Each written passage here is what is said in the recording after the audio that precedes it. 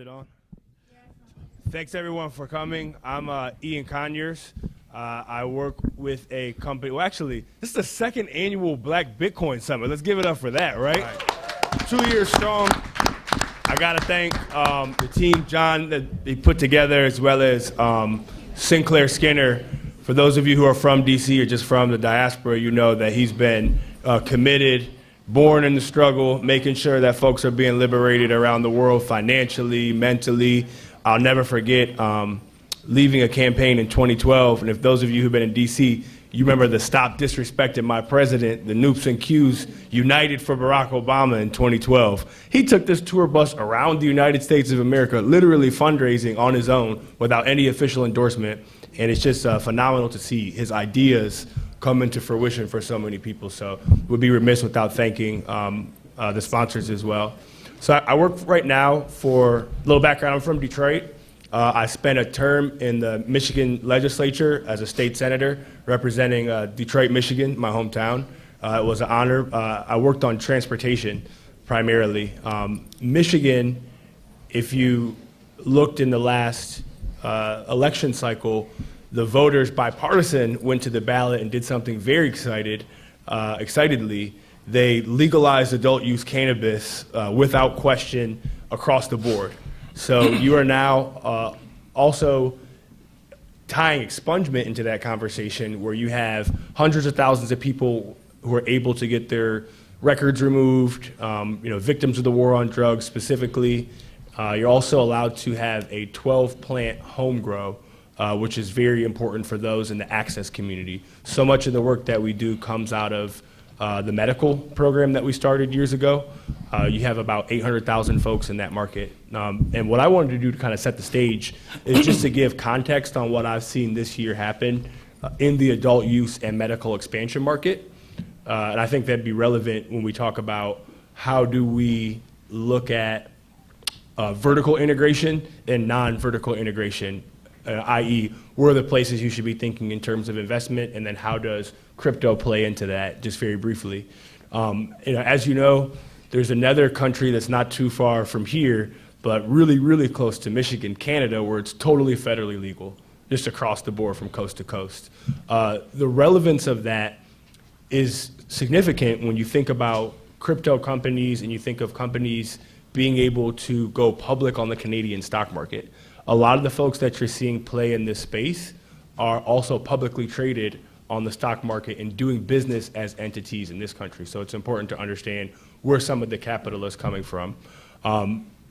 In terms of what I've seen kind of down the line, if you followed our system, which is federated state by state, meaning you've had some big legislative wins, but you've also had some ridiculous setbacks that shouldn't be happening in terms of what the regulatory market looks like. So huge win that happened this year from the legislative perspective. I don't know if you watched, Illinois was able to go through the legislative process and become the first state to actually legalize adult use, and at the same time, make it so that not only was expungement at the forefront of that, the equity lens, but that in setting up where those funds would go from the adult use market, you have 25% of the state sales tax going directly to victims of the war on drugs. They set up a fund called the Restoring Our Communities Fund. And a huge shout out to State Senator Toy Hutchinson, who from Chicago is the leader on that. There were 4 state senators that did that, all moms, all destigmatizing the product, and it was incredible to see that done. So now, moving towards the east, you had the big push in New York and New Jersey to try to get it done. New Jersey is from today until the end of the year, renewing their push. Although they expanded their medical program, they were not able to get the adult use done in the first session, but it might happen towards the end of this year, so pay attention for that in New Jersey. New York, huge headlines a couple weeks ago where they were able to decriminalize the components of the market. It's really unfortunate that they weren't able to get it done, because that potentially could have been, from a financial perspective, as you know, so much of markets being there, so much of opportunity being there, could have been huge, but they were not able to do that.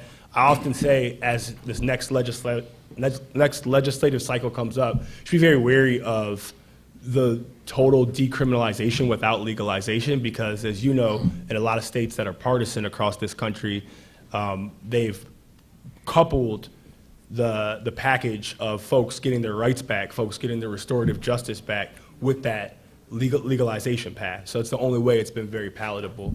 A state that's very important to look at from the kind of partisan perspective, lastly, before getting into the financial component, is Florida. So the Florida market, which is massive and it's a bit, it's actually liberal in terms of the ability to deliver across the state, different counties, has also at the same time totally taken away the ability of any restorative justice measures to be mentioned in their expansion program, which is very, very unfortunate. At the same time, there's a ballot initiative that's out there which will pass 70%, that could be on the 2020 ballot. So you've got these competing scales of what to do, which brings us directly into, I think, what's directly important to everyone here in this, this component is where are the financial opportunities, where are the investment opportunities as I see fit from the perspective of having traveled across the country this last year and being involved with the movement before leaving the legislature myself. Two models that are really important for you to understand: integrated, vertical integration and non-vertical integration. So Florida, in a state that proclaims themselves to not pick winners or losers, and they're playing by the free market, allegedly, created a system where 6 operators essentially control the entire medical market. Some folks go as far as to say, it may or may not be a cartel model, right? The problem with that is when those businesses start to then invest their money, both politically, socially, any way you want to call it, there's no opportunity for folks who have been specifically targeted for this for the last 20 years to invest or become a part of the business. Whereas there may not be any license issues, there's no opportunity to invest. What we advocate for is a non-vertical opportunity kind of factor where all the different components of the cannabis processing, cultivating, all of those dispensaries, non-storefront facing dispensaries, all of those are able to be invested in, all of those are able to be tracked, and all of those are able to be opportunities, especially for folks in the crypto market. So that is kind of setting the stage, what's happening across the country, and what does that mean to us as folks who are interested in cryptocurrency. And I will pass the mic. All right, thank you, Ian. So you talked about sort of practitioners in the space. So Lamar Wilson has recently made some investments in the space. So Lamar, take it from there. Yeah, how you all doing? My name is Lamar Wilson. I love patient, consistent togetherness. So patience was a real good one. Because the cannabis guy on the end down there, he didn't talk about the baby cousin, which is what I like to talk about. Does anybody know what hemp is? That's the baby cousin, right? It's the cousin that most people don't like to talk about. They don't understand it all the way. But at the same time, I think that hemp can actually provide equity faster for our people because you can grow it pretty much anywhere based on the farm bill, right? You actually can sell it anywhere right now pretty much if you look at all the laws. Hemp is, you can do a lot with it right now without having to jump through all of the regulatory hurdles. You just have to get a license, and in many states, you just need to be registered. So I'm Lamar Wilson, and I have a company called SunJoin, and what we're doing is creating a network of cultivators, distributors, processors, and we're all working together. Together we're better. You guys saw me probably last year, the people that were here. I was talking about cryptocurrencies and how they could free us. And I mean, this is like perfect storm. The fact that we have cryptocurrencies from a freedom standpoint, and then the Farm Bill passes in December, and now we have hemp that allows us to actually have control of a natural renewable resource for the first time as African Americans. Now think about that, right? We talked about Africa, and the ambassador from the African Union, she always talks about the number of resources that are in Africa. In the United States of America, how many natural resources do we have control over? Exactly. But we can control hemp. Hemp has so many byproducts. You all probably heard of CBD, right? but then you can make plastics, you can make building materials, you can make clothes. And when you start to think about it, this is a crop that actually allows you to begin to invest in sustainability. And I heard the panel up earlier that was talking about what does black wealth look like? Well, wealth to me looks like sustainability. We should invest in sustainability. A lot of times we invest to get more money, but why are we getting the money? We're getting the money so that we can be sustained through food and all the other things that we necessarily need. If we invest our money into sustainability, now all of a sudden we don't need as much money.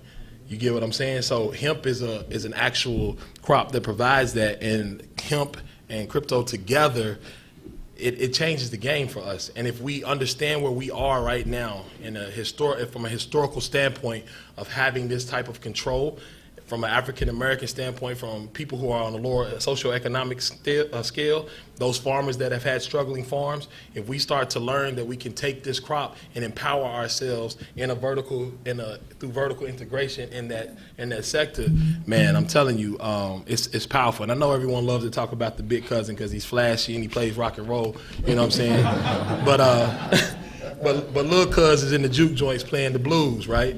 And it's coming.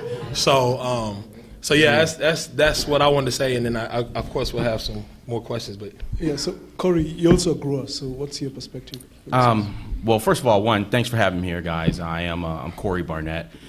I don't know how long my partners up here have been in the industry, but I've been in the industry as a licensed operator since 2008. And in 2008, we can only find 2 minority-owned licenses that predate mine. And with that, I was I was a part of Initiative 71 here in Washington, D.C., wherein via referendum we actually legalized cannabis. That's not what's really important. What's really important is that was the very first time in our country that we had stepped up as a people inside of Washington, D.C., or inside anywhere in the country, and used decriminalization as a reason for why you should legalize cannabis. In other words, we put the question to black politicians and to the black power elite, which would you rather have? Continued prohibition of cannabis or letting black men out of jail? And for the first time, no one was really able to make that argument in a credible way. But here's an opportunity for you to cast a vote. And we sat down and we had conversations with ministers, we had conversations with grandmothers, we had conversations with fathers, we had conversations with people in the community, and we said, we all know that the war on drugs is being unjustly used against us. And regardless of how you feel about cannabis, cannabis is in your community. And the only reason why you don't have someone in your alley selling Jack Daniels is because you've regulated alcohol. Mm-hmm.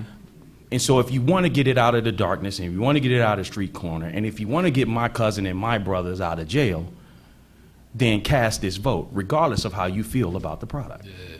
And it was a very credible argument that later on got used in almost every state that has tried to decriminalize and to pass a cannabis law, because the dividing line and the movement was actually stuck in 2010, 2011, and 2012 at the lines of the black community.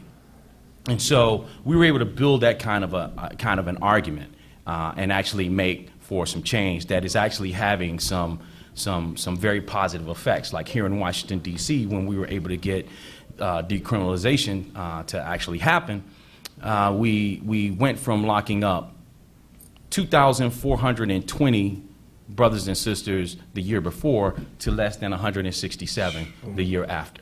Now that's life-changing, right? That's life-changing. And to be able to accomplish that with cannabis and to then step back and say, well, you know, our community has a real opportunity to actually benefit from a real presence in an industry where we've always had a presence, right?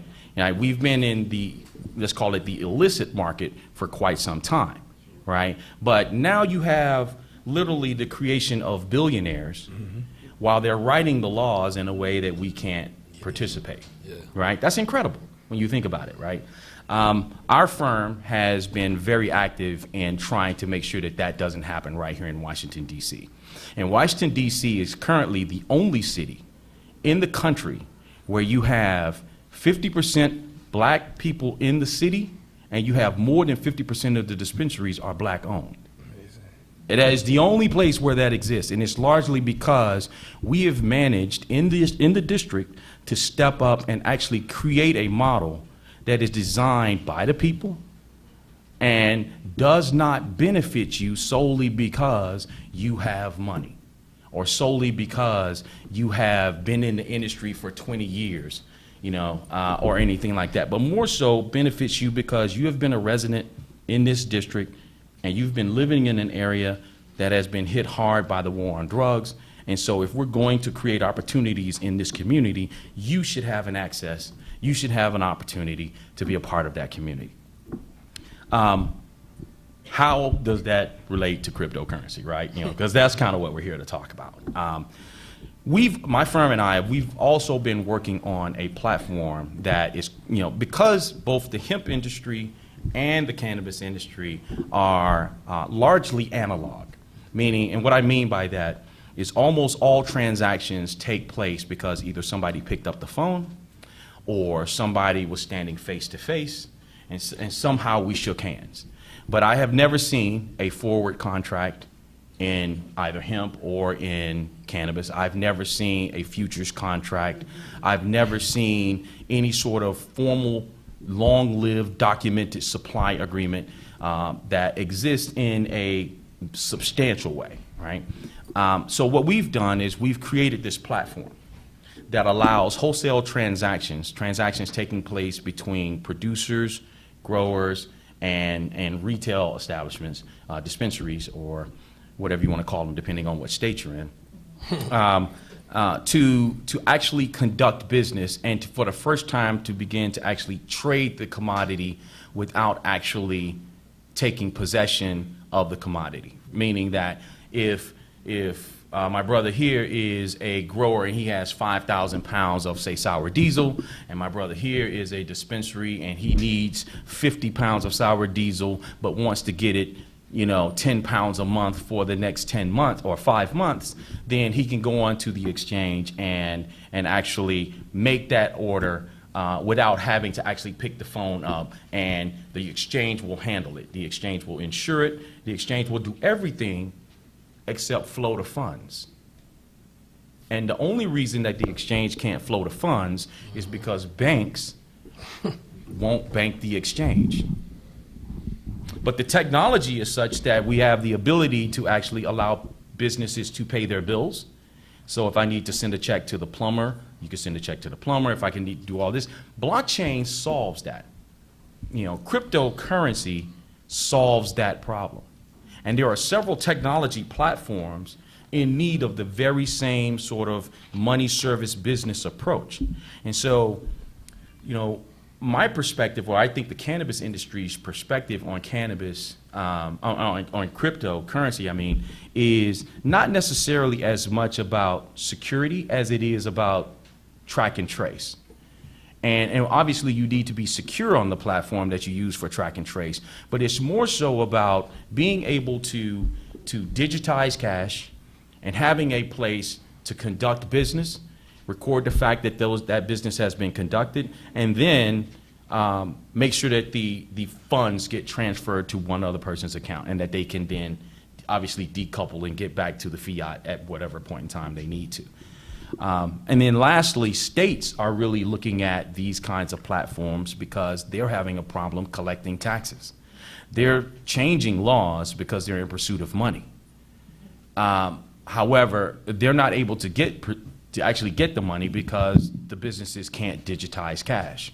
And you see a lot of technology starting to take place right now. There's a company out there called Expo Financial, owned by this guy that is, for all intents and purposes, highly likely to not be in business in 6 months simply because he's not capitalized well. Owned by a brother, has a money service business platform, digitizes cash in almost any and every state, but unfortunately can't seem to raise capital because of a background that has been haunting him related to a drug charge in the past. So it's interesting to see how this all comes full circle. All right. But we've been around since 2008. I'm happy to be here, and I'll give it back to the moderator. All right. Thank you, guys. I think it's time for questions. If there's a burning question, let's just have one question. Yes, sir.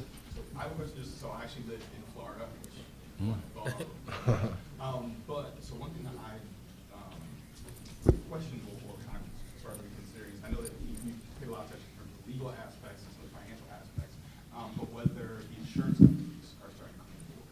And that's a big issue in terms of Florida, as though it is medically available. There, the actual doctors themselves are charging $200, $300 per visit, and that's before you even get into actually purchasing, whatever you need to purchase. Right. So I'm wondering if because I just haven't heard the conversation too much as to whether the insurance companies are starting to buy in as well as legislation is changing. So all of that, to your point, is happening right now. The state legislature in Florida meets for 60 days straight, starting in January. So right now, it's like the load-up phase where all legislators are allowed to have contact with different people who are part of different industries, from lobby folks to activists to the activist community, the patients. All those folks are having those conversations now from Cali and catching all the legislators while they're home in their district. What's happened is that they're going to open up the expansion bill. The medical bill is going to be expanded. So a lot of the leadership are seeing this as, from a polling perspective, important on both sides. The issue at hand in terms of insurance, there's a lot of folks from the regulated market who are ready to move into there.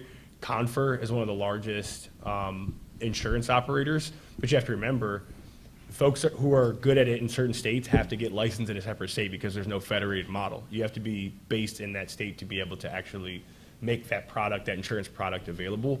But again, at the same time, there's an adult use ballot initiative that has been filed with the federal court. The language directly models the medical bill. So the likelihood of that passing, if it's placed on the 2020 ballot, they need 470,000 signatures, is like 70, 80%, which at the point, you have to remember, that's a presidential election year. You'd imagine from the White House here, there'd be a call down to the governor saying, hey, we can't have 250,000 extra people coming out to vote for one issue. So, that's exactly what happened in Michigan. It was on the governor ballot, and 120,000 extra voters came out, largely put the Democrat in the office. So when you think of those things that kind of create a crosswind, what's going to happen is they're going to very closely watch what happens the next 2 weeks coming up with the state's bill that's happening in the U.S. Congress. There's a vote that's expected to happen on that, which would then push it to the Senate to allow for federal banking. If you see that get enough bipartisan votes, which they're up to like almost 300 sponsors out of 435, very, very strong, then you'll see all those folks swoop in to not only make larger the insurance product available for the medical, but to prepare to mirror that in the adult use that's likely going to happen in the state of Florida relatively soon. Can I make a quick statement? And this isn't about insurance or anything, because I know my man's coming to Sandman us off.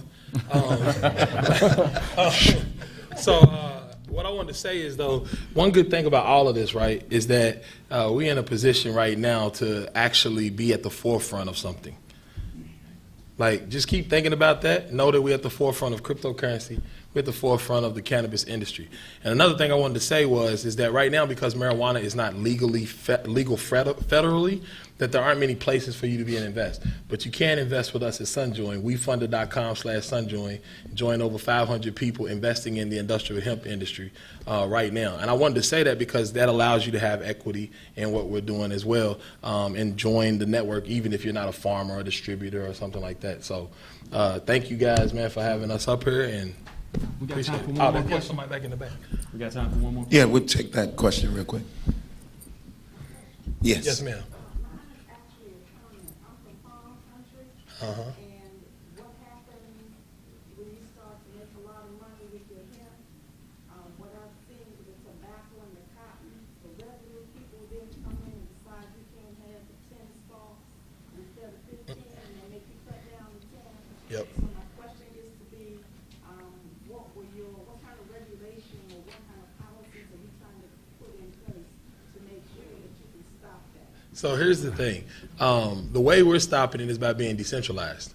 The fact that we have farmers across the country, if your state comes in and does that, we have farmers in Tennessee that can still help out the network to allow you to still be equitable, right? So we diversify our farms across the country that allows us then to have, geographic diversity, so we don't have to worry about not only political issues, but also weather issues, right? Like hurricanes, tornadoes. So that's the whole point of us working together. If you look at the Sun Join slogan, it's together we're better, and we really mean that, right? We literally are better by working together. And so when those types of things come, we are able to move throughout the network and be able to benefit people where they are. Like right now in Georgia, you can't grow the crop, right? But you can do a lot of selling of the crop. So those people who are in Georgia, most people don't even know that. Go look in your laws. You can sell hemp products in Georgia, but most people don't know that you can do that, right? Because they're like, oh, we can't grow it, so we can't sell it. Those people in Georgia can sell right now, and those people who want to grow have to just wait for the law to come up for growing it. I want to kind of touch on that question because some of these same kinds of issues we see in the cannabis industry. You'll all of a sudden have rules and regulations that seek to regulate how much canopy you can have, and which at the same time is regulating just how much you can grow and how much money you can make and the different products you can sell and who can sell, who can't sell. You see a lot of that. The only way for you to defend what it is you want to do is to not only be there when the law is changed, but be there every time the regulations are being touched. Because they will write the law broadly and in a way that we can all accept it, right? But it's the regulations, that's where the deed gets dirty, and that's where the money gets made. And so you have to be in the room and know your state legislatures, know your local legislature, and make sure that they are advocating fully cognizant that whatever they do or don't do is going to affect how you vote next time. And so we, along the line of cannabis, as a people, we actually need to make this a very central issue in who we support and who we don't support. I would add to that just lastly, the separation between the hemp market and the cannabis market. Hemp is federally legal in, I think, 47 states. The difference is cannabis is not. And so when you're talking about diversifying in either of those markets, you have to remember, because we don't have a federated model, it's state by state on how you can protect yourself from insurance liability. Lastly, something incredibly important we need to be focused on is right now the only place that cannabis and the results of it can be federally studied is in Mississippi.